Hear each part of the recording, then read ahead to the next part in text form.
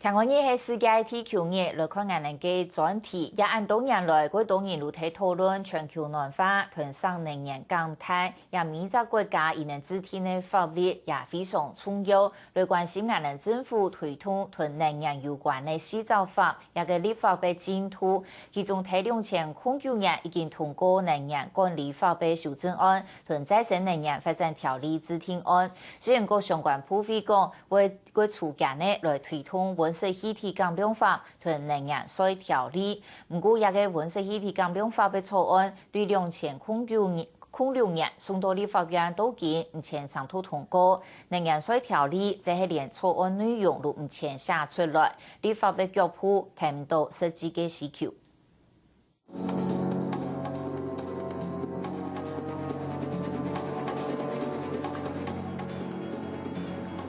來自世界各地1000萬嘅民眾唔驚冷，其中喺北歐丹麥，2009成年初嘅哥本哈根氣候變遷會議，有將佢192個國家40個國家元首參加，就算台灣冇參加兩場重要嘅聯合國氣候變遷會議，不過政府還係當時積極推動能源施法嘅立法工作，只不過立法嘅速度相應太慢咧。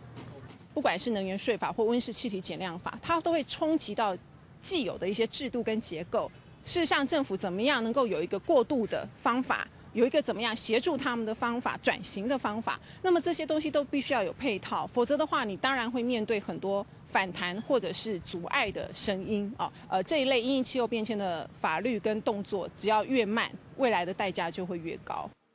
行政院沒有把它列優先法案。站在環保署的立場，我們當然希望溫減法趕快通過，因為有法的依據，很多溫室氣體減量的工作，我們才有辦法做。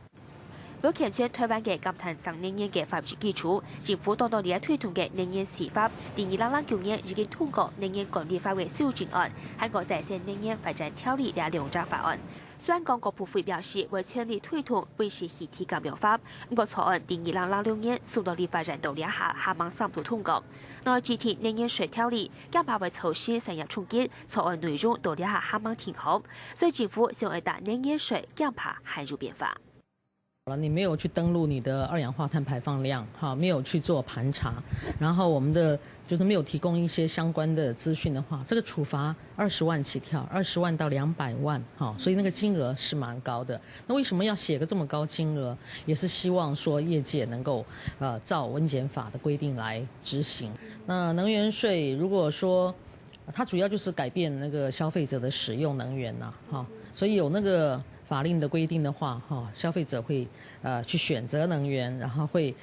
少用能源。我們要鼓勵好的事情，比如說我們去工作，我們的所得，這不應該課稅，所以應該取消所得稅，包括營利事業所得稅。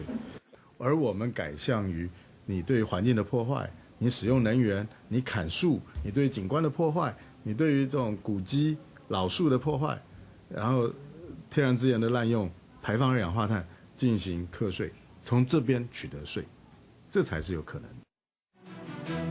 減碳省能源已經係全世界各國政策發展嘅重點。政府強調會繼續推動能源施法嘅立法工作，可能會參考歐美國家減碳政策。呢位呼籲，每個國家未來嘅競爭力，政府應該要展現決心，韓國溝通嘅能力，就做日本經濟韓國環保嘅部門態度落進途強壯。下個新聞分享分田淑珍特別報道。